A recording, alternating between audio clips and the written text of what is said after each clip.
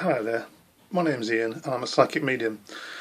I'd like to talk to you for a few moments about how to make contact with your spirit guide and guardian angel.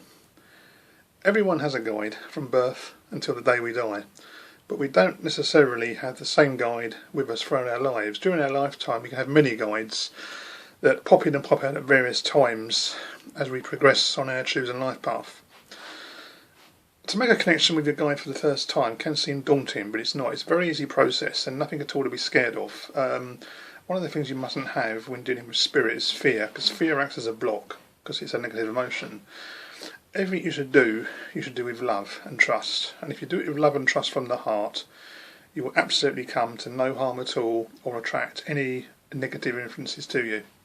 So, to make a connection with your guide, you basically have to think of the mind as a receiver that picks up radio waves.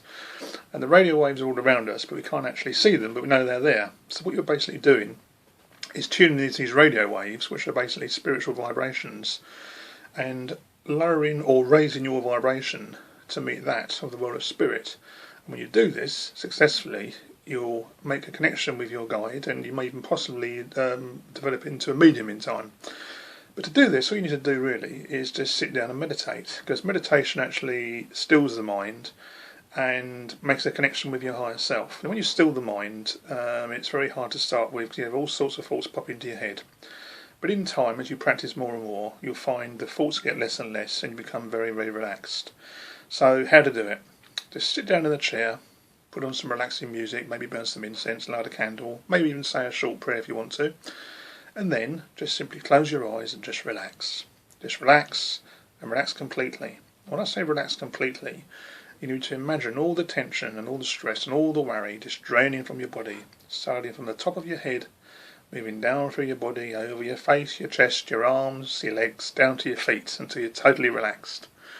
And when you're totally relaxed, you just need to mentally call out for your guide to make a connection with you. Just say, I'd like my guide to connect with me please in love and trust. Just come closer so I can feel your presence please. And just repeat this a few times. And you'll find one of several things may happen. If you've made a connection and you're really spiritually, because not everybody is, what will happen is you'll feel a change of atmosphere, possibly in the room, almost like it's become supercharged with static electricity. Sometimes you may notice a sweet smell like perfume or roses, or you may hear a voice, or you may feel as though someone is touching the top of your head, or you may even feel the hairs on your arms, if you're a man, stand up, almost like you're connecting with static electricity. This is all perfectly normal and nothing to be scared at. I remember the first time I got in touch with one of my most recent guides. I was sitting in a spiritual development circle in Maidstone with about 10 other people, and I was the circle leader, and I called my guide in, and the guide came through almost straight away, but he had such incredible presence and power that not only did I feel it, but that other people in the room picked it up as well. And that's the only time it's ever happened to me in all the time I've been a psychic, when others have actually experienced my own guide's power. The guide himself is called Jonas, and as he drew closer and closer to my body, the hairs on my arm stood up on end. As you can see, not on my head, because I haven't got any, but my arm was almost like being plugged into an electric socket, and I had this overwhelming feeling of love and compassion.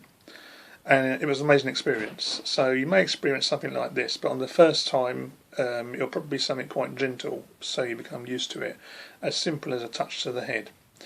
So when you've made a connection with your guide, and you think you have, and you will know, trust me, you know it's your guide, not your imagination, by the feelings you perceive. You may be shown mental images, or they may speak to you directly in your mind's eye, or you may even hear an external voice, as again I have on several occasions, and the voice comes sort of from the right or left of your head. Again, don't be scared, it's perfectly natural. And just talk to the guy for a few moments, just say, hello, I'm pleased to meet you. Could you tell me your name, please? And again, you should receive a mental impression of the guide's name. You could just thank them for coming, and you could even ask them a question that's troubling you, or whatever. And once you've made the connection, the very first time, just thank them for coming, bid them go with love and trust, and bid them farewell. Open your eyes and just ground yourself. And by grounding yourself, I mean come back to reality. And by that, all you need to do is go about your day-to-day business, have a cup of tea, have a glass of water, and don't think any more about it.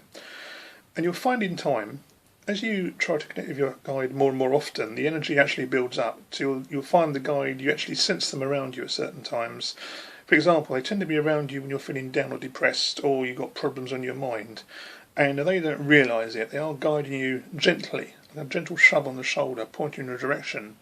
But because we're so wrapped up with our material lives, we often don't realise we're being guided. So once you've made a connection with your guide, give it a couple of weeks or even a week and do it again. And you'll find the connection gets stronger.